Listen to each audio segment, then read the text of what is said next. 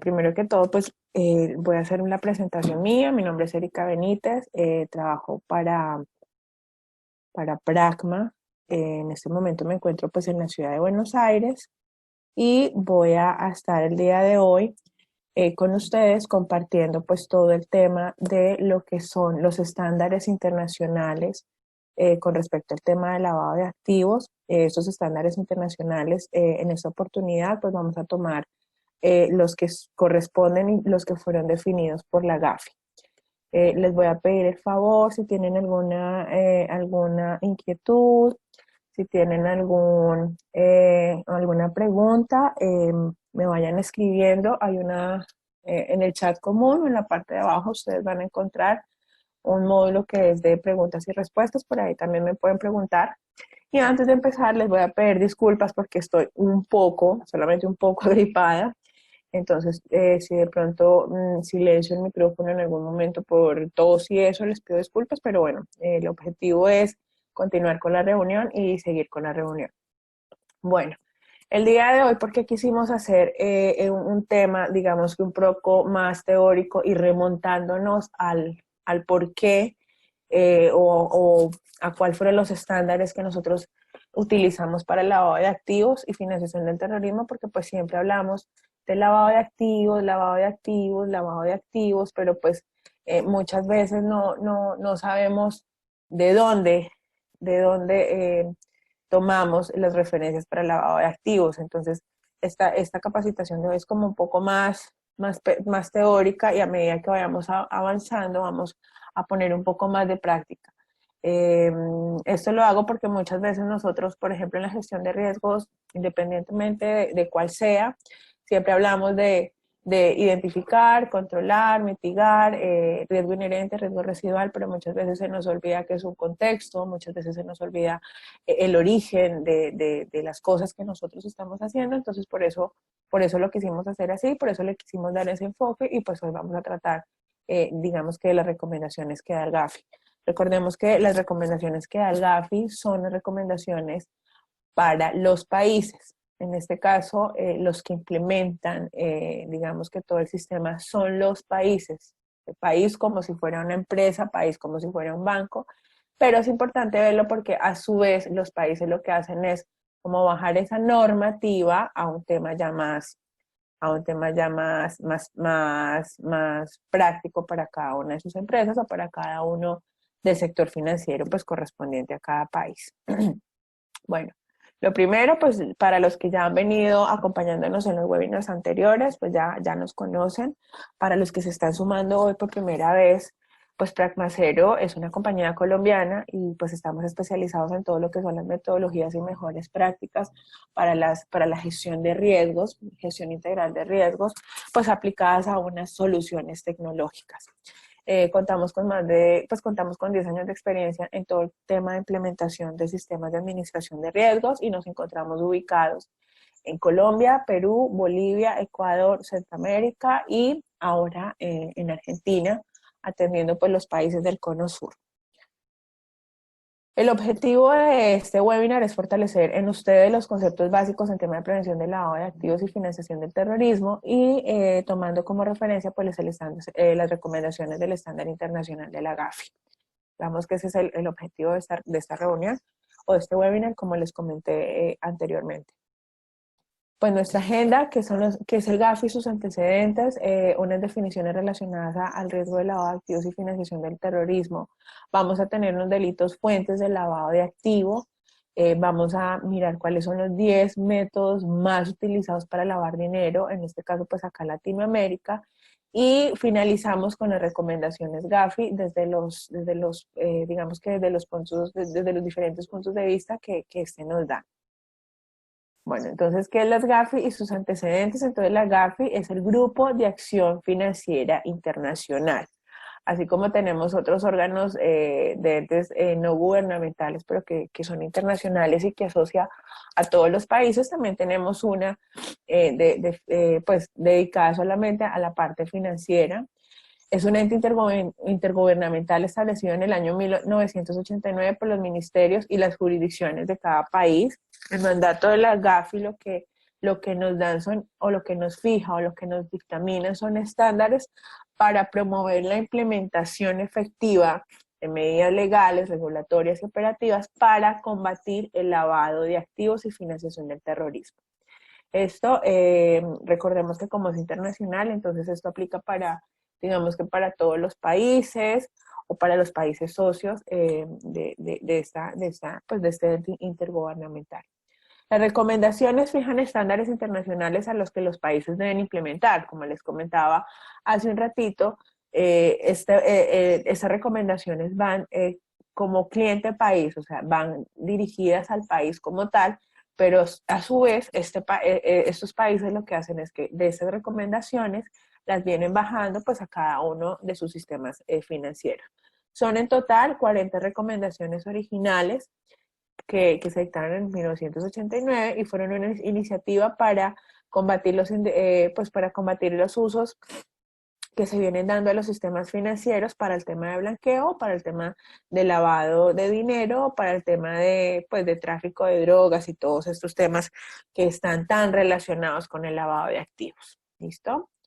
Las definiciones relacionadas, pues nosotros ya hemos venido en los webinars anteriores relacionados con riesgo operativo, pues hemos venido dando como diferentes conceptos, pero bueno, acá ya los vamos a tener un poco más aterrizados y asociados pues al tema del lavado de activos y financiamiento del terrorismo. Entonces, un sistema de prevención, independientemente de si es operativo, si es de mercado, si es tecnológico, bueno, comprende todo lo que son políticas. Acordemos que un sistema no es solamente venir y medir riesgos, venir y controlar riesgos. Recordemos que un sistema no es solamente decir cuál es mi riesgo inherente y cuál es mi riesgo residual o cuál es mi riesgo consolidado, no. Recordemos que es un conjunto de otros elementos como políticas, procedimientos y controles. Esto es un sistema, ese conjunto de políticas, el procedimiento como tal y todos los controles que nosotros definimos, en este caso para la prevención de lavado de activos y financiación del terrorismo. El riesgo LAF es incurrir en pérdidas por una operación ejecutada o por un cliente que utiliza un canal, un producto o un servicio para blanquearme dinero. ¿Qué es blanquearme dinero? Es darle esa connotación de dinero bien que se origina por buenos medios, digámoslo así, y utilizan el sistema financiero para esto. Entonces, digamos que ese es el riesgo que nosotros estamos teniendo acá. La tolerancia del riesgo es nosotros qué riesgos vamos a asumir, cómo lo vamos a asumir, cuál va a ser nuestra reacción frente a un riesgo que se me llegue a presentar, qué nivel de riesgos es el que vamos a aceptar con respecto, digamos que a este tema de tolerancia del riesgo de lavado. La tolerancia en riesgo de lavado es muy, muy pequeña, digamos, con respecto a la de riesgo operacional. ¿Por qué? Porque acá entran a jugar de una manera muy fuerte lo que son los demás riesgos asociados. Por ejemplo, un riesgo reputacional tiene un mayor peso en un sistema de riesgo de lavado de activos que en un operacional. ¿Por qué? Porque entonces ya, supongamos en el tema de un banco, ya te tildan de que tú estabas asociado con la persona que te logró entrar a tu sistema y violarlo, digámoslo así, y lavarte dinero.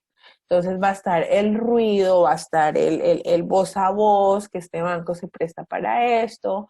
Entonces, digamos que la tolerancia del riesgo en tema de lavado es mucho más, es menos porque tiene el peso de los otros riesgos asociados muchísimo más fuerte. Ya llámese imagen, llámese reputación, llámese encasillamiento. Entonces, por eso la tolerancia del riesgo es mucho más, digamos que más pequeña. Efectividad del sistema de prevención de lavado activo, pues es la capacidad para yo mitigar esos riesgos de lavados o si se me puede llegar a presentar, identificarlos de una manera oportuna. Recordemos que en este sistema de riesgo de lavado, nosotros tenemos algo que llamamos operaciones sospechosas, y es tener esa capacidad de poder llegar a mitigar a que efectivamente no se me llegue a presentar, y en el caso de que se pueda llegar a presentar, digamos que identificarlo de una manera muy oportuna. Las personas expuestas políticamente, o las famosas llamadas PEPs, son esas personas que por razón de su cargo manejan recursos públicos. Entonces tienen un cargo y manejan dineros intergubernamentales, municipales, o son personas conocidas que pueden llegar también a estar relacionadas con estos tipos de cargos. Entonces esos son los famosos PEPs. No significa que sean personas que me estén lavando dinero, o que sean personas que efectivamente puedan llegar a incurrir en un evento de lavado de dinero. No, son personas que por sus cargos y por lo que manejan cierto tipo de dineros están, digamos que tienen una mayor exposición, porque a veces cuando decimos, uy, no, esa persona es un PEP, entonces como que ya lo encasillamos de que, uy, no, me va a lavar, y no, así no es. Debida diligencia, bueno, acordémonos que existe, con respecto al sistema de riesgo de lavado, existe como unos procesos o unos procedimientos que de acuerdo a nuestro nivel de riesgo nosotros tenemos que hacer. Entonces, eso se llama debida diligencia. Entonces, tenemos debida diligencia simplificada, debida diligencia solita y debida diligencia, es ampliada. Aquí es simplificada, les pido disculpas porque es ampliada. Entonces, la ampliada tiene que ver con el tema de un riesgo alto, de un nivel de riesgo alto. Entonces, acá lo que nosotros hacemos es solicitar más documentación, hacer una investigación de pronto un poco más profunda con respecto a una debida diligencia simplificada. Acá la documentación que se solicita al cliente, digamos que de una manera más básica.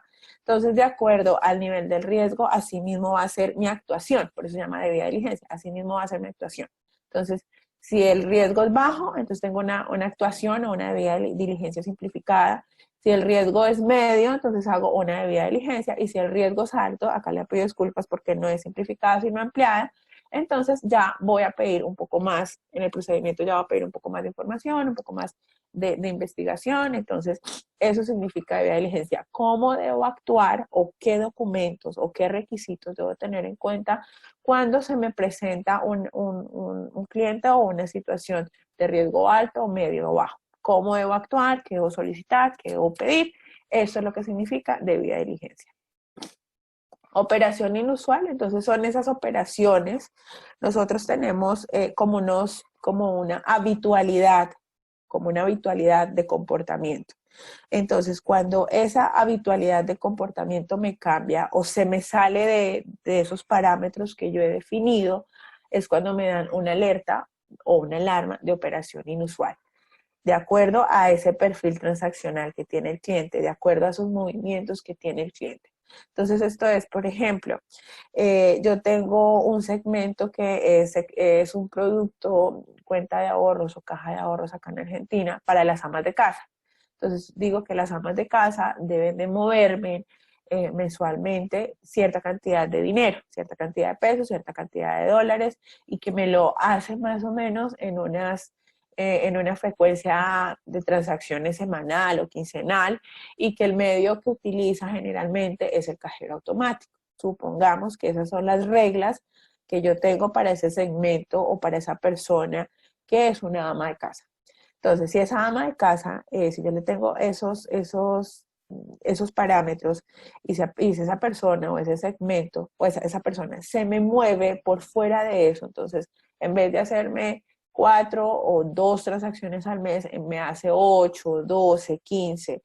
Y si en vez de utilizarme el medio de cajero automático en la ciudad donde esté, sino que empiezo a utilizarlo en otra sucursal, en otra jurisdicción, por allá en la frontera, entonces digamos que ahí es donde me va a generar una alerta, porque se me salió la habitualidad de que yo había definido inicialmente. Entonces es cuando yo registro esa operación inusual, o la registra una persona que está de pronto en la capacidad de visualizarla, me la registra pues al órgano o a la oficina o al sistema como tal, y ahí es donde yo empiezo a hacer pues todas las investigaciones correctas.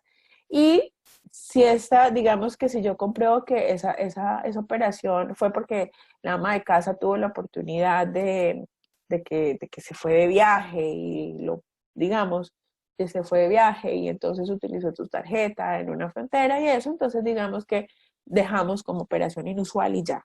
O sea, yo tengo que tener un rango para definir si efectivamente es inusual o si pasa sospechoso. Si definitivamente esto no es tan inusual y se me sale la habitualidad, entonces yo ya lo declaro operación sospechosa. Hago las investigaciones correspondientes, documento y solicito la información requerida para poderlo definir como una operación sospechosa. Entonces aquí lo que yo hago como oficial de cumplimiento, lo que hago es reportarlo al ente regulador, llámese UIAF, llámese UIF, bueno, independientemente de cómo se llame cada uno de nuestros países, la reporto y es el ente regulador el que me hace la investigación y el que me determina y el que llama a la persona pues a rendir cuentas y eso, no somos nosotros. Entonces, cuando hablamos de una efectividad de un sistema, es esto, yo poder tener bien, digamos que bien estructurado mi sistema, cosa que pueda llegar a esta detección temprana. Listo. Bueno, los factores de riesgo del sistema de lavado de prevención del lavado activo y financiación del terrorismo, entonces tenemos clientes, que es la persona humana, jurídica o una estructura legal con la cual yo voy a establecer una relación comercial. Entonces, ese es mi cliente, persona jurídica, humana o alguna estructura con el cual yo voy a establecer digamos que una relación comercial. Producto o servicio es, pues nosotros sabemos, digamos que con lo cual yo voy a ejercer esa relación comercial. Una cuenta de ahorros, una cuenta corriente, ese es el producto o el servicio. Los canales de distribución es mediante qué canal yo ejerzo digamos que esos productos o yo utilizo esos productos. Entonces lo voy a hacer por ventanilla en el banco directamente o si lo voy a hacer digamos que por cajero automático o si lo voy a hacer desde los dispositivos móviles. Esos son los canales de distribución.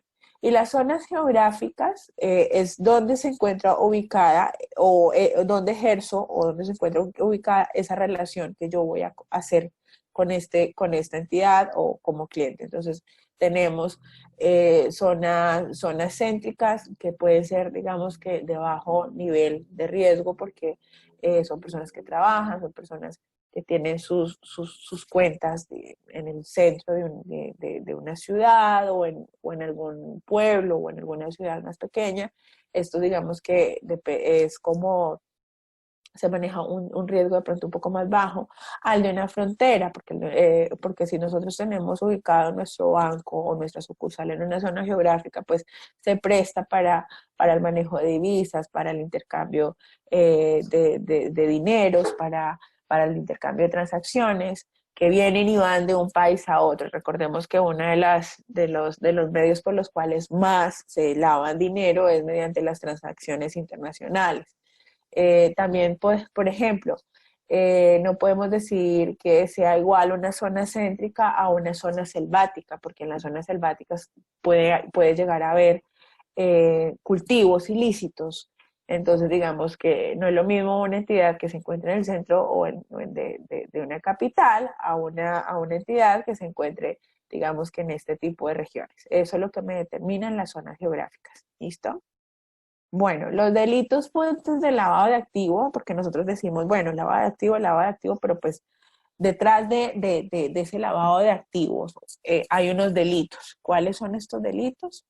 Entonces, estos delitos son narcotráfico, tráfico de migrantes, trata de personas, extorsión, enriquecimiento ilícito, secuestro extorsivo, rebelión, tráfico de armas, tráfico de menores de edad, financiación de terrorismo y administración de recursos relacionados con actividades terroristas, tráfico de drogas tóxicas, estupefacientes o sustancias psicotrópicas, delitos contra el sistema financiero, delitos contra la administración pública y actividades vinculadas con el producto de delitos ejecutados bajo el concierto para delinquir. Muchas veces nosotros decimos, bueno, como la palabra lo dice, lavado de activos y financiación del terrorismo, entonces nosotros simplemente como que relacionamos los delitos de cultivos ilícitos y pues financiación a las guerrillas, financiación a los grupos subversivos, estas cosas. Pero miremos todos los delitos que hay detrás del lavado de activos. Son bastantes, ¿no? Entonces, el lavado de activos o blanqueo de capitales, como también se le denomina, consiste en una operación realizada por el sujeto agente para ocultar dineros de origen ilegal o moneda nacional o extranjera y su posterior vinculación a la economía. Entonces, mediante todos estos delitos surge dinero. La trata de personas, hay una persona que va a recibir esos dineros por esa venta de esas personas, entonces, ¿cómo yo blanqueo o cómo yo le doy aspecto de legalidad? Metiendo en el sistema financiero. No importa que yo pierda un porcentaje de ese dinero, pero pues el resto, digamos que va a ser un dinero legal, digámoslo así. Entonces, estas son todas digamos que los delitos que están antes del lavado de dinero o estos delitos a los cuales se puede llegar a ejercer y después se hace el lavado de dinero. Entonces, ahí tenemos unas gráficas. Entonces, tenemos el tema del narcotráfico, de armas, tratado de personas, esto es un tema de tratado de niños, el tema de las fronteras, drogas, bueno, esos son delitos que están relacionados con el lavado de activos. Entonces vamos a mirar cuáles son los 10 métodos más utilizados para, digamos que para poder llegar a blanquear ese dinero. Entonces los métodos más utilizados son las remesas recibidas en el exterior. Esas son las empresas, son creadas con unos accionistas y representantes legales que reciben fondos de otros países.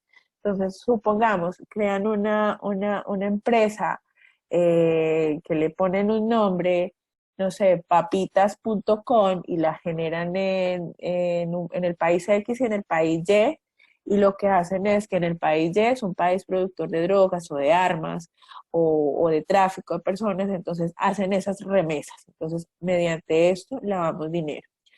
Otra manera, como nosotros digamos que lavamos dinero, es cambios que operan en negro sin expedir una factura.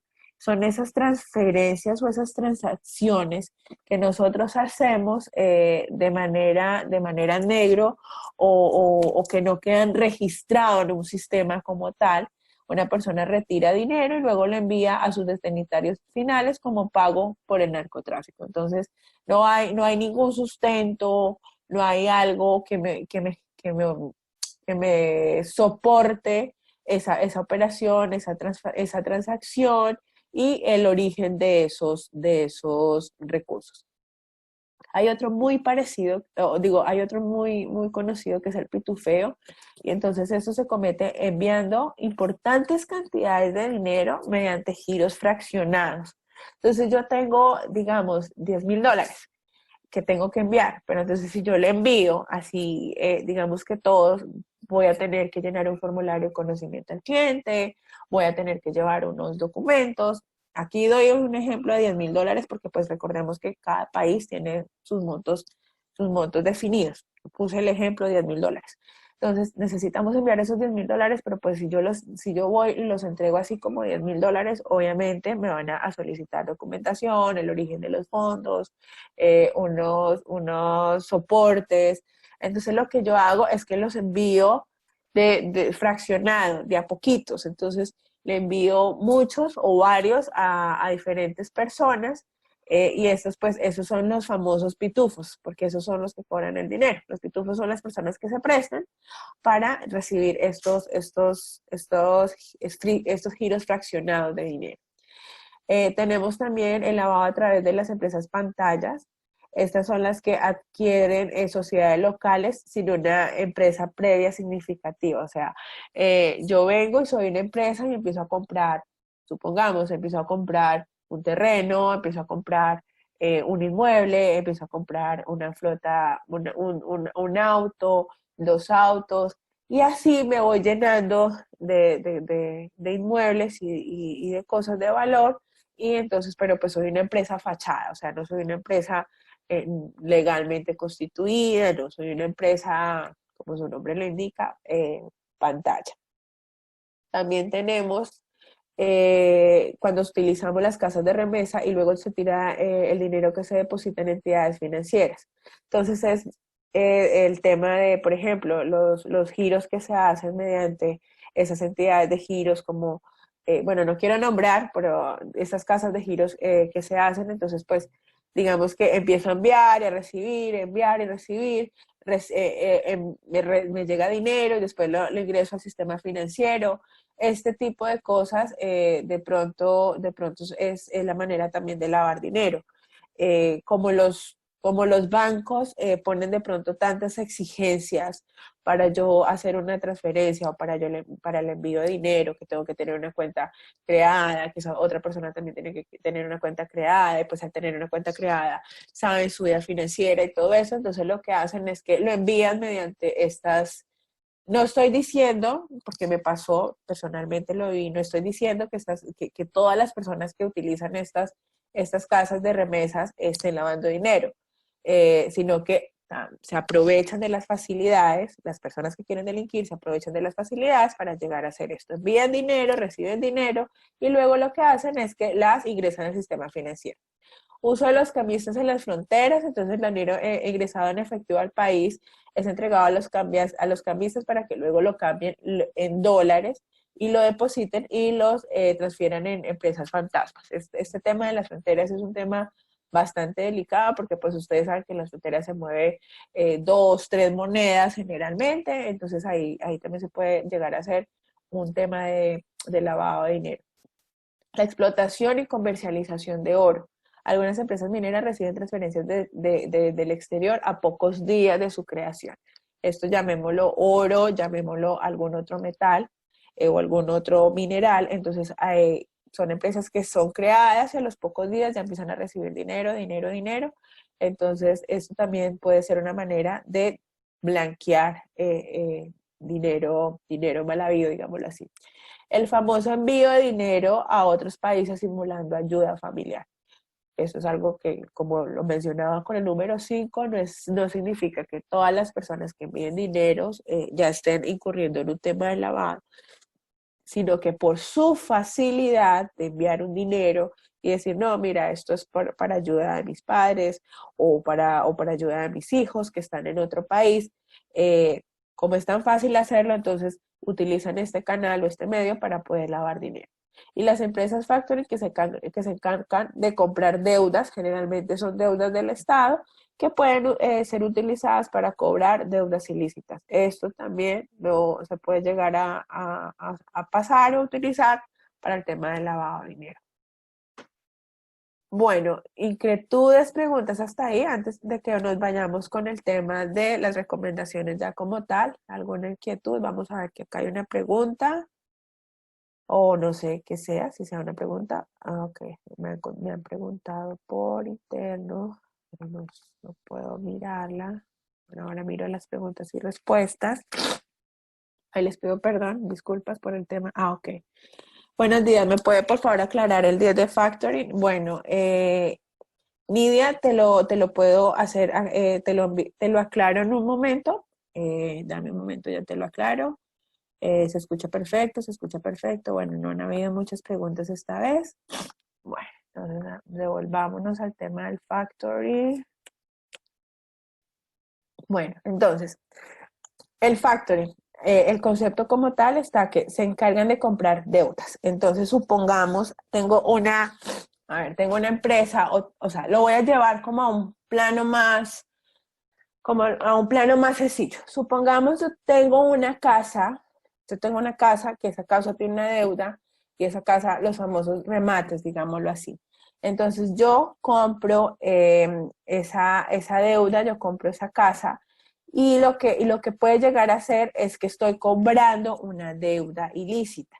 Esto más que todo se utiliza en temas gubernamentales. esa casa puede llegar a tener, o detrás de esa empresa que digamos que tiene muchas deudas, o esa empresa o esa casa que tiene, sí, que tiene embargos, bueno, yo qué sé. Entonces lo que hacemos es que detrás de esa grande deuda, yo lo que estoy haciendo son cobrando algunas deudas o un favor político. Eso lo utilizamos mucho con el tema de los favores políticos. Entonces son empresas que se dedican a comprar deudas, pero a favor o a cambio de un negocio que yo ya tengo, digamos, por debajo de cuerda, como lo podemos llegar a decir. Entonces, estos son este tipo de empresas. Hay empresas que se dedican a comprar deuda, comprar deuda, comprar deuda, para poderse, digamos, que llegar a enriquecerse de una manera ilícita. No sé si te quedó muy claro. La verdad, si quieres, yo luego te envío un documento que es un poco más amplio con respecto a este ejemplo de las empresas factory, para poder continuar, porque pues ya estamos, digamos que un poco sobre el tiempo. La capacitación generalmente, o los webinars, deben durar 1 hora. Nos hemos estado extendiendo en los otros, pero bueno, vamos a continuar y luego yo te envío un documento en donde está más ampliado y con ejemplos del tema de empresas factory. Bueno, las recomendaciones de las GAFIs, de la GAFI, entonces digamos que son, recordemos que son recomendaciones que se le da este intergubernamental a los países como tal, y lo que hacen los países es bajarlo o escalarlo a su sistema financiero como tal.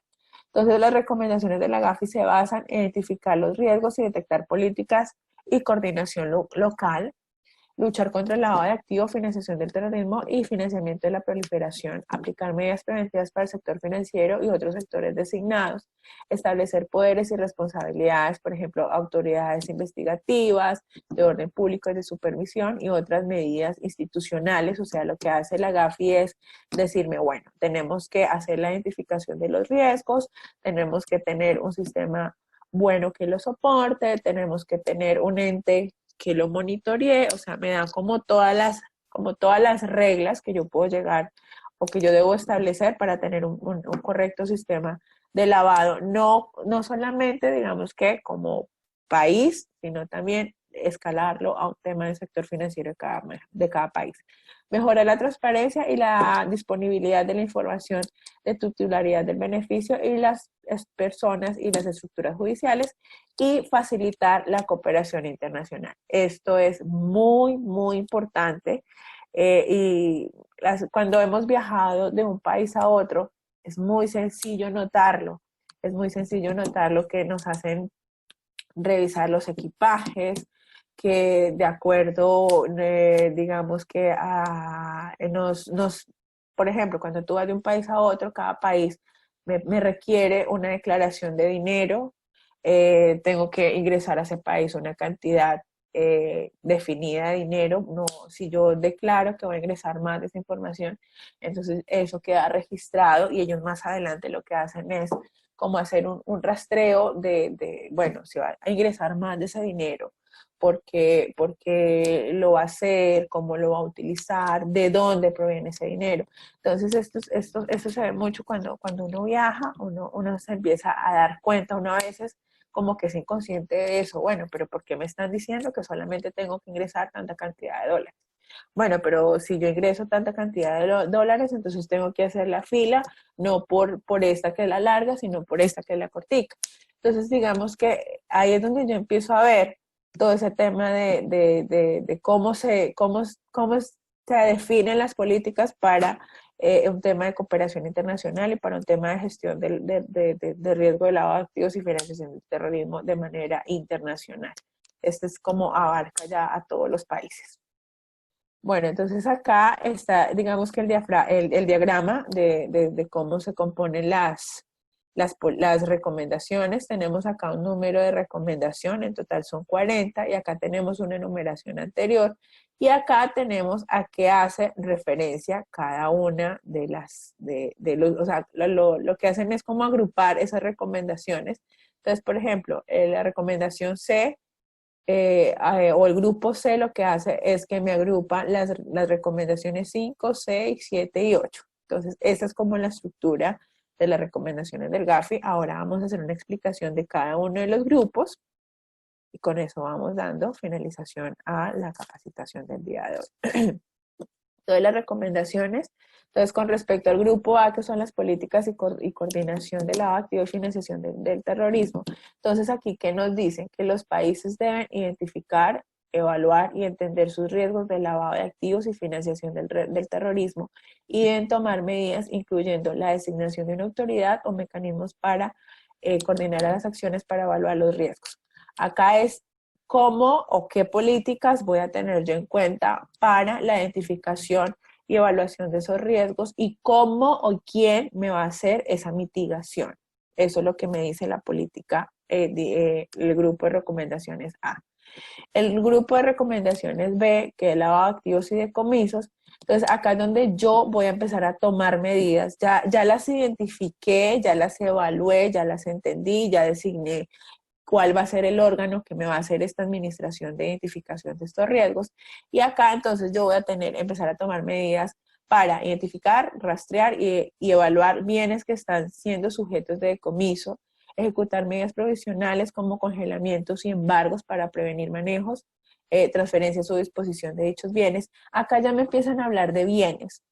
Acá todo lo que me dice es expropiación de bienes, cómo los voy a administrar en el caso de que yo me dé cuenta que estos bienes fueron comprados con dinero del lavado, cuánto tiempo los voy a tener, si esos bienes que yo decomiso los convierto en un parque, los convierto en un hospital. Aquí es donde ya me empiezan a decir cómo debo actuar con respecto a los bienes y la decomisación de esos bienes como tal. En el grupo de recomendaciones C, entonces aquí ya me hablan de la proliferación.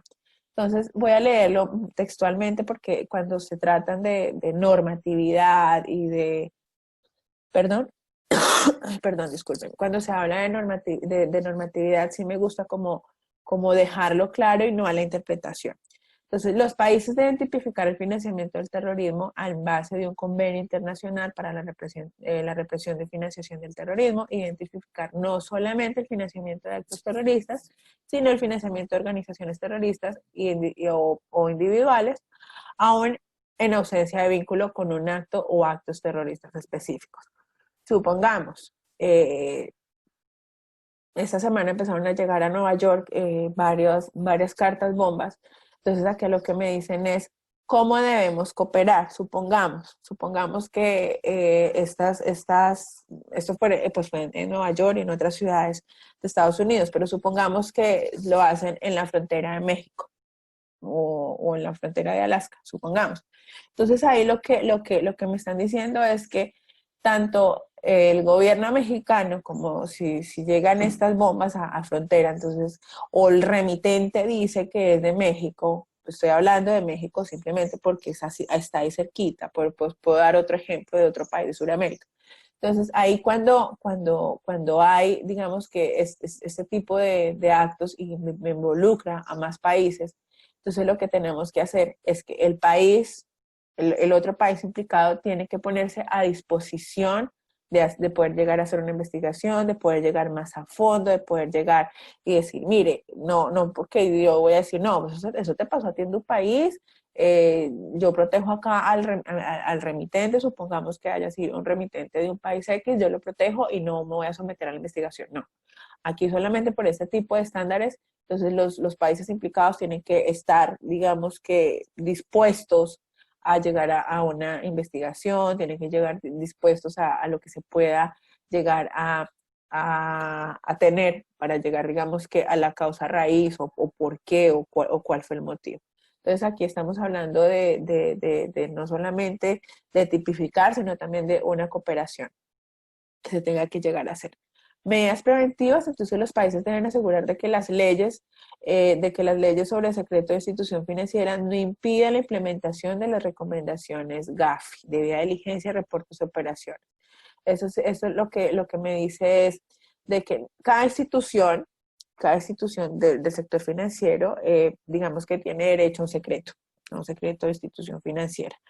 Pero lo que me dice es que no, por tener yo este tema de un secreto financiero, esto no significa que yo en ese secreto financiero tenga como resguardado algún tipo digamos, de lavado de activos o financiación del terrorismo, porque si se llega a saber que yo como entidad financiera estoy resguardando ese tipo de cosas, ocurren sanciones, lo que les comentaba inicialmente, que ocurre un daño reputacional. Entonces, bueno, yo tengo una medida preventiva y esa medida preventiva, puntualmente hablando, digamos que no puedo llegar a utilizarlo como para resguardar información pues respecto a la financiación del terrorismo y el lavado.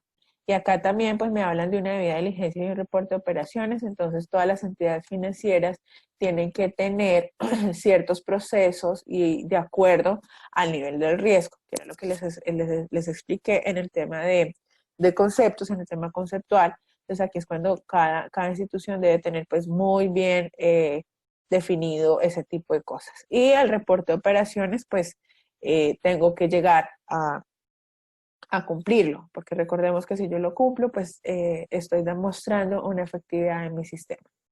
¿Listo? Entonces a esto hace referencias a medidas preventivas, tener unos procesos de debida diligencia bien claros y tener, digamos que, una eficiencia en el reporte de operaciones como tal. Transferencia y beneficiario final de las personas jurídicas y otras estructuras jurídicas. Todos los países deben tomar medidas para impedir el uso indebido de las personas jurídicas para el lavado de activos.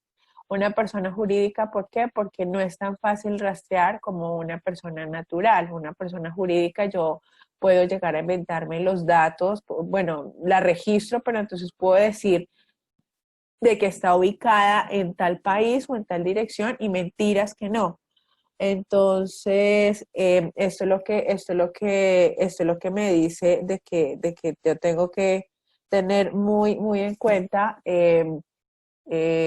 cómo va a ser el manejo de las personas jurídicas como tal, porque las personas jurídicas, por ejemplo, puede ser una empresa fachada o puede inventarme una entidad que no es, entonces es por eso que le dan como tanto pie y tanto relevancia a las personas jurídicas como tal.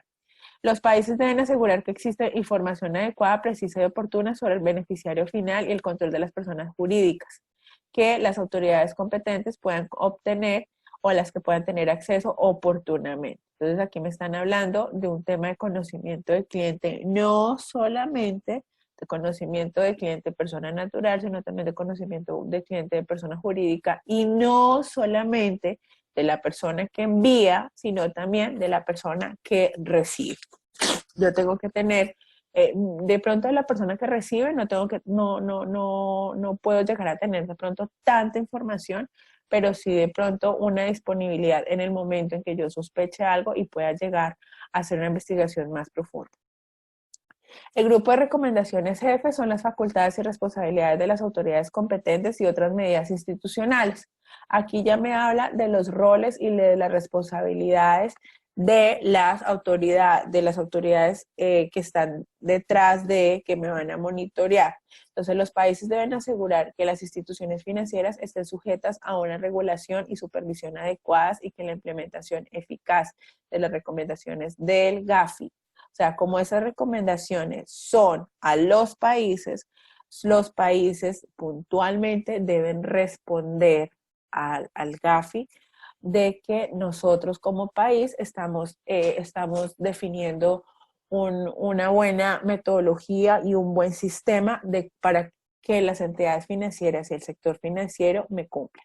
Entonces, las autoridades competentes deben tomar medidas legales y normativas necesarias para prevenir que los criminales o sus cómplices tengan o sean beneficiarios final o que tengan una participación significativa. Los sostén de una función administrativa en una institución financiera. Eso es lo que les acabo de decir. Y los países deben aprobar el establecimiento u operación de una continuada de los bancos pantalla.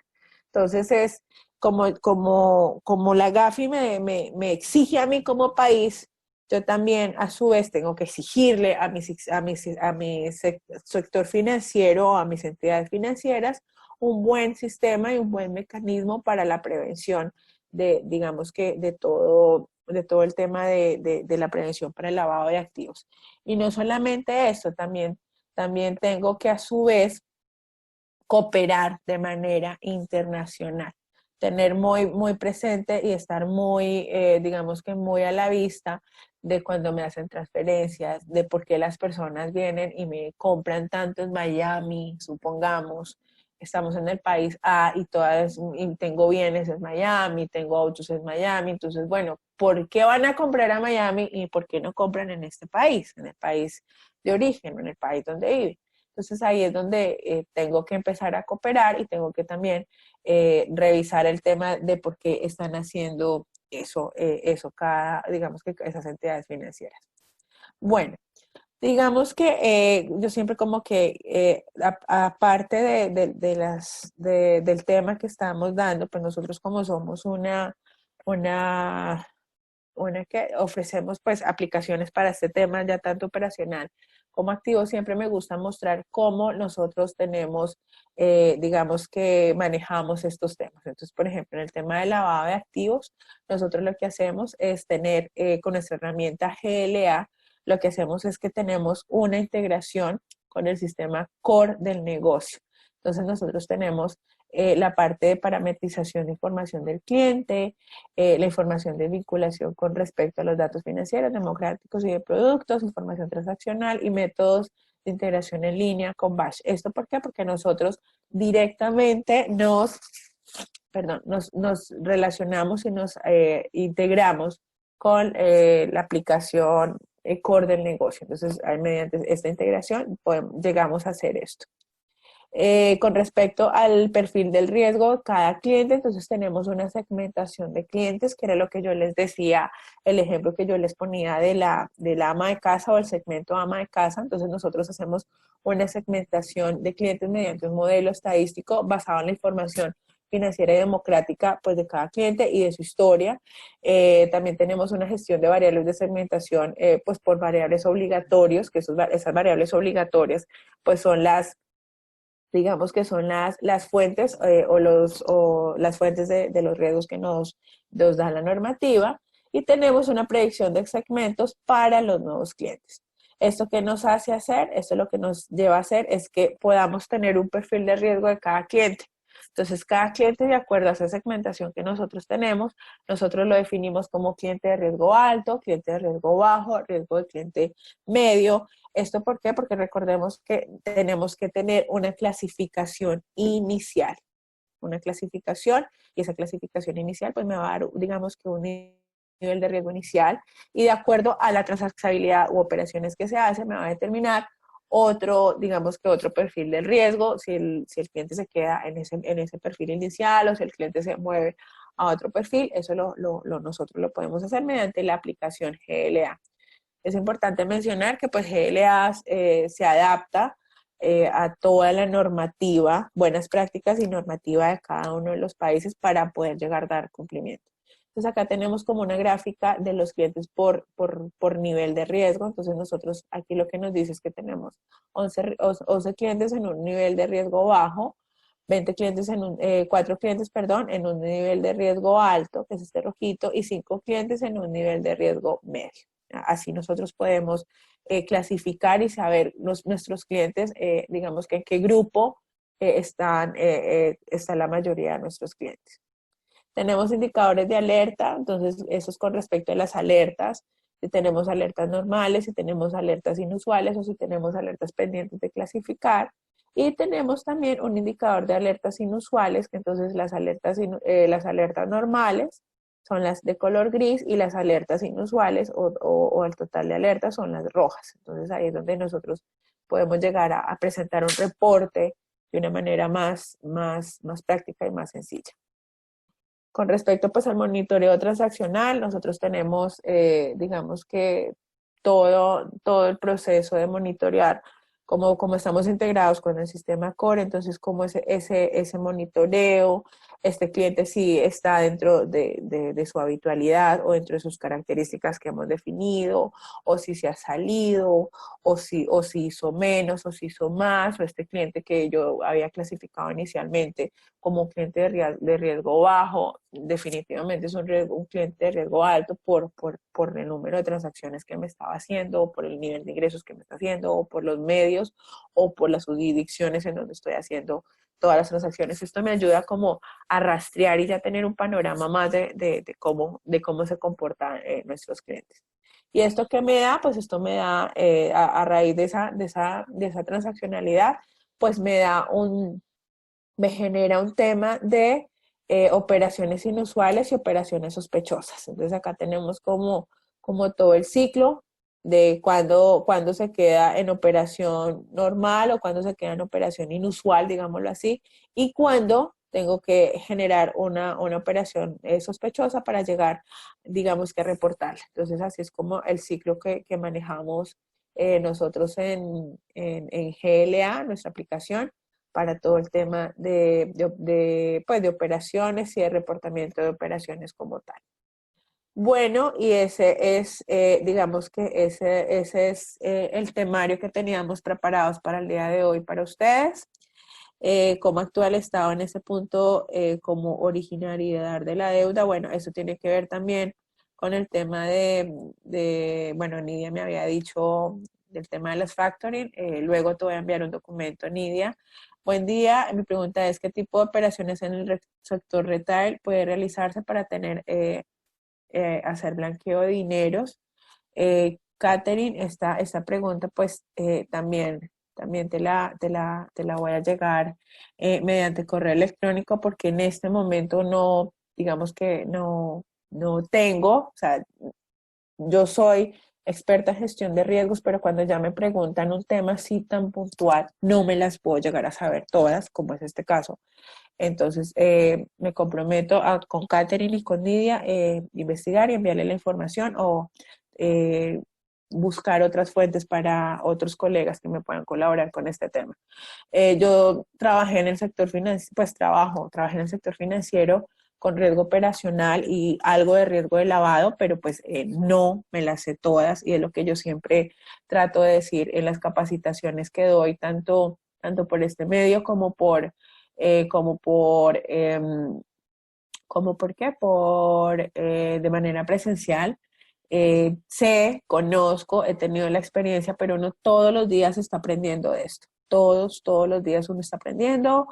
Hay preguntas como esas que uno dice, wow, no tengo la respuesta, voy a averiguar, voy a investigar, voy a consultar con otras personas que de pronto sí estén más en esos sectores o en ese tipo de empresas como tal. Ay, perdón. Entonces, les quedo debiendo las preguntas.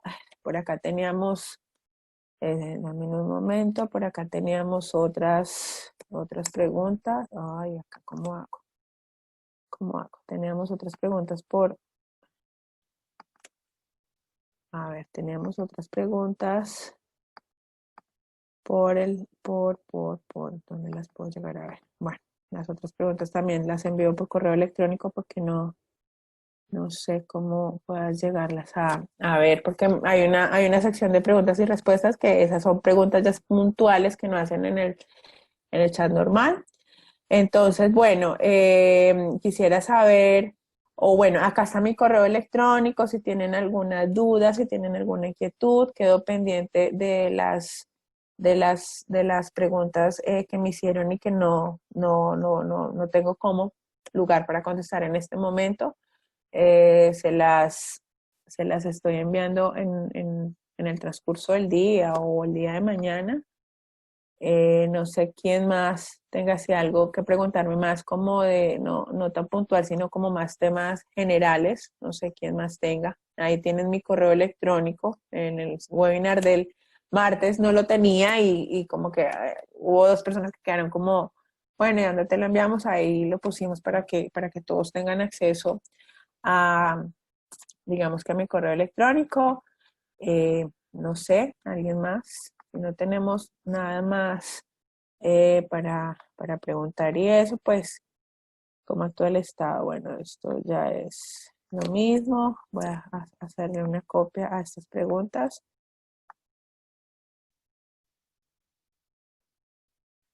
Eh, pues nada, ya teniendo en cuenta que no tenemos como más más inquietudes. Entonces, agradezco la participación, agradezco el interés en estos webinars. Estamos pendientes de los próximos webinars para los próximos meses, para que se inscriban, para que participen.